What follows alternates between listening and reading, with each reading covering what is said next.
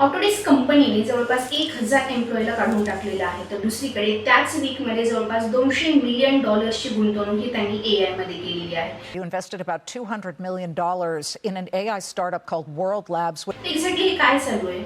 Autodesk company ज्याने की AutoCAD and Revit architecture सारखे सॉफ्टवेअर्स डेव्हलप केलेले आहे, तर ती कंपनी आता वर्कफोर्स कमी करते आणि दुसरीकडे AI स्पेशल या सॉफ्टवेअर्समध्ये, या टेक्नॉलॉजीमध्ये मॅक्झिमम त्यांनी गुंतवणूक स्टार्ट केलेली आहे. तर हे AI स्पेशल म्हणजे एक्झॅक्टली आहे काय?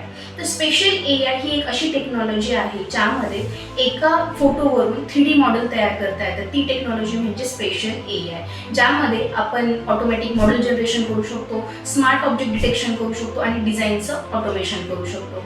तर हे कॅड आणि BIM इंजिनियर्सला हे ऐकून नक्कीच धक्का बसेल, कारण आपण इतके वर्ष इंजिनिअरिंग कंप्लीट केलेली असते, मॉडेल क्रिएशन कसं करायचं ऑटोकॅडमध्ये आपण शिकलेलं असतं, रेविट आर्किटेक्चरमध्ये शिकलेलं असतं.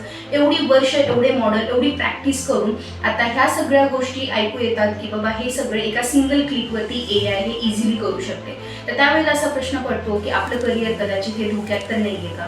तर actually my dear friends, civil engineers असतील किंवा BIM आर्किटेक्ट्स असतील किंवा BIM इंजिनियर्स असतील, ज्यांना या फील्डमध्ये करिअर करायचं असेल, तर त्यामध्ये मार्केटमध्ये जर पाहायला गेलं तर अशा इंजिनियर्सची रिक्वायरमेंट आहे की ज्यांना फक्त कमांड येत नाही आहे, ट्रेडिशनल वेने फक्त तुम्हाला ड्राफ्टिंग करता येत नाही, मॉडेलिंग करता येत नाही, तर अशा रिक्वायरमेंट इंजिनियर्सची गरज आहे की जे AIला कमांड देतील.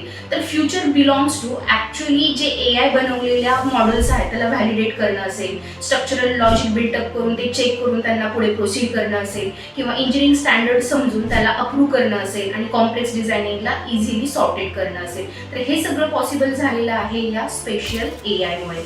तर ही टेक्नॉलॉजीला जर तुम्ही ग्रॅब केलं तर कदाचित तुम्ही या सध्याच्या AIच्या रेसमध्ये तुम्ही स्वतः सस्टेन होऊ शकता आणि इंडस्ट्रीला जी रिक्वायरमेंट आहे तर त्याच्यामध्ये तुम्हाला चांगलं करिअर करता येतं. सो त्यासाठीच ABC ट्रेनिंग, काळाची गरज समजून तुम्हाला BIM असेल, रेविट आर्किटेक्चर असेल, रेविट स्ट्रक्चर असेल, नाविसवर्क असेल, BIM 360 असेल, या सॉफ्टवेअरचं पूर्णपणे नॉलेज देऊन तुम्हाला AIचं इंटिग्रेशन ह्याच्यामध्ये कसं करायचं आहे आणि तुम्हाला या सॉफ्टवेअरच्या बेसिसवरती हे कसं रिक्वायरमेंट फुलफिल करायच्या यामध्ये तुम्हाला प्रॉपरली गाईड करेल. कारण महाराष्ट्र राज्यामध्ये जवळपास 11,000पेक्षा देखील जास्त इन्फ्रास्ट्रक्चरचे प्रोजेक्ट स्टार्ट आहेत. मग ते मेट्रो असतील, फ्लायओव्हर्स असतील किंवा इंडस्ट्रियल झोन्समध्ये प्रोजेक्ट्स असतील, तर त्यामध्ये BIM आणि सिव्हिल इंजिनियर्सला मॅक्सिमम रिक्वायरमेंट आहे.